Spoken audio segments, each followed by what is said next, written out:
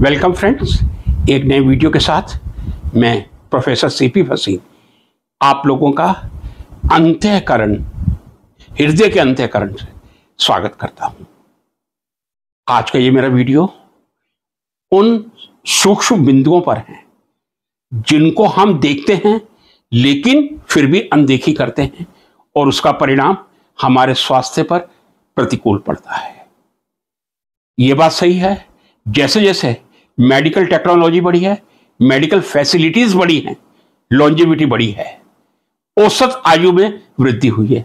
यदि आज औसत आयु 70 या 75 वर्ष है तो ये आश्चर्य की बात नहीं, मेडिकल फैसिलिटीज के कारण। लेकिन यदि कोई 75 ईयर्स में एक एवरेज ले रहा हो, व्यक्ति जीवित रहता है, उन सभी व्यक्तियों में पूर्ण स्वस्थ व्यक्ति कितने होते हैं जो अंतिम श्वास तक अपनी दैनिक दिनचर्या नियमित रूप से कर बिना किसी मेडिसिन के अपनी लाइफ को गुजारते हैं। मेडिसिन आज हमारे जीवन का एक इंपॉर्टेंट पार्ट बन गया है। हर किसी के पास एक मेडिकल किट मिलेगा और जब भी मेडिकल की बात होगी तो हर कोई अपनी टैबलेट्स या कैप्सूल गिनवाने शुरू करेगा।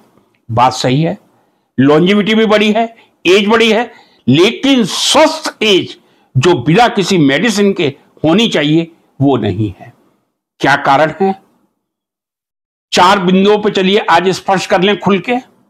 सबसे पहला, हमारे वातावरण में बढ़ता प्रदूषण। पहले भी मैंने इसका जिक्र किया था, जितना वातावरण में प्रदूषण बढ़ रहा है उतना बीमारियों की मात्रा भी बढ़ रही है। अस्थमा, हार्ट डिजीज, इनका एक कारण वातावरण में बढ़ने वाले पर्टिकुलेट मैटर्स 2.5 एंड 10, दो ही पर्टिकुलेट मैटर कंसीडर किए जाते हैं। 2.5 are very minute, they enter in the arteries as well as in the lungs. Lungs में एंटर करेंगे, आपको रेस्पिरेटरी प्रॉब्लम होगी, हार्ट में प्रॉब्लम करेंगे, हार्ट अटैक या हार्ट से रिलेटेड डिजीज होगी। दूसरा कारण, मेजर कारण, एडल्ट्रेशन। आज क्या शुद्ध मिल रहा है, ये एक नाम लेने के लिए इंसान तरस जाएगा। ऑयल एडल्टेटेड मिल जाएगा, घी एडल्टेटेड मिल जाएगा, आपको मेडिसिन डुप्लीकेट मिल जाएंगी। ये कंडीशन है। मेडिसिन जब डुप्लीकेट मिल रही है और जब दूध सिंथेटिक, रीठा, शैम्पू से और यूरिया से बना हुआ मिल रहा है, तब आप अपने स्वास्थ्य की गुणवत्ता पर कैसे ध्यान दे सकते हैं? मैं समझता हूं ये 2 ऐसे फैक्टर हैं जिनका आप पर कोई नियंत्रण नहीं है या आप उन पर नियंत्रण नहीं कर सकते। ये कह दूं मैं, यदि आप चाहें भी आप वातावरण को प्रदूषित कम करने में अपना योगदान दे सकते हैं। लेकिन यदि हर व्यक्ति योगदान देगा तो वास्तव में यह वातावरण एक स्वस्थ व्यक्ति के लिए अनुकूल होगा। लेकिन शायद हम वातावरण के बारे में उतनी केयर नहीं करते जितने अपने घर में, अपने परिवार के बारे में या अपने घर के वातावरण के बारे में चिंतित रहते हैं।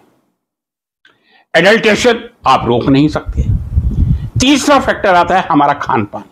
पहले भी मैंने कई बार कहा है, बर्गर, पिज्जा, ये जो दिन प्रतिदिन बढ़ते जा रहे हैं, मोमोज, चाइनीज फूड।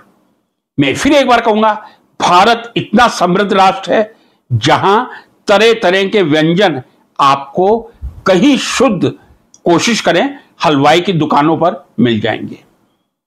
तब इस प्रकार का वेस्टर्न फूड, पिज्जा, बर्गर यदि हमारे स्वास्थ्य के लिए हानिकारक है, कोलेस्ट्रॉल बढ़ाता है, तो हमें लेने की आवश्यकता क्या है? चौथा और मूल बिंदु पर आ रहा हूं। चलिए इसको भी आप छोड़ दीजिए, यंग जनरेशन शायद ज्यादा पीड़ित है। मेरी जैसी जनरेशन तो बर्गर, पिज्जा का उपयोग करती हो, ये जरा मुझे आश्चर्यजनक ही लगेगा यदि करती होगी तो। चौथी ऐसी पद्धति है शायद जो हम देख के भी अनदेखा करते हैं, और यही कारण है आज से 50 साल पहले, 40 साल पहले हमारे घर में स्वास्थ्य की इतनी समस्याएं नहीं थी जितनी आज हैं। वो है वेस्ट का अंधा अनुकरण। फ्रिज, रेफ्रिजरेटर ऐसी चीज है जिसका हमने अनुकरण तो कर लिया।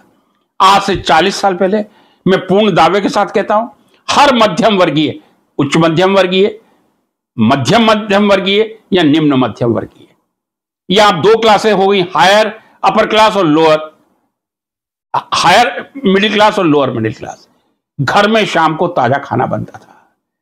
अब घर में शाम को, मैं नहीं जानता, ज्यादातर सुबह की सब्जियों का ही शाम को उपयोग होता है। और यह सत्य है जिसको हमें आंख खोलकर और कान खोलकर स्वीकार करना पड़ेगा। कहीं ऐसी परिस्थितियां भी होती हैं जहां 3-3, 4-4 दिन तक फ्रिज में सब्जियों को रखकर या दूसरे कुछ पकवानों को रखकर 4 दिन बाद उसका उपयोग किया जाता है। यह बात सही है, जब तापक्रम 0 के आसपास होगा, 2 डिग्री होगा, बैक्टीरिया पनपने की संभावना कम होगी। लेकिन यदि बैक्टीरिया पनपने की संभावना बिल्कुल ही शून्य है तो आप 30 दिन बाद भी वो खाना खाइए, 60 दिन बाद भी खाइए। 3 या 4 दिन बाद जब हम बनी हुई सब्जी का उपयोग करेंगे, क्या वो हमारे स्वास्थ्य के लिए लाभदायक रहेगी? आजकल ये प्रचलन बन गया है, जो भी सब्जी आती है, खीरा आता है, ककड़ी आती है, टमाटर आता है, सब सब्जी को धो के फ्रिज में रख दिया जाता है।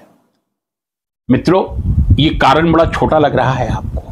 ये ऐसा कारण है जहां महिलाओं की मैं थोड़ी सी अटेंशन चाहूंगा।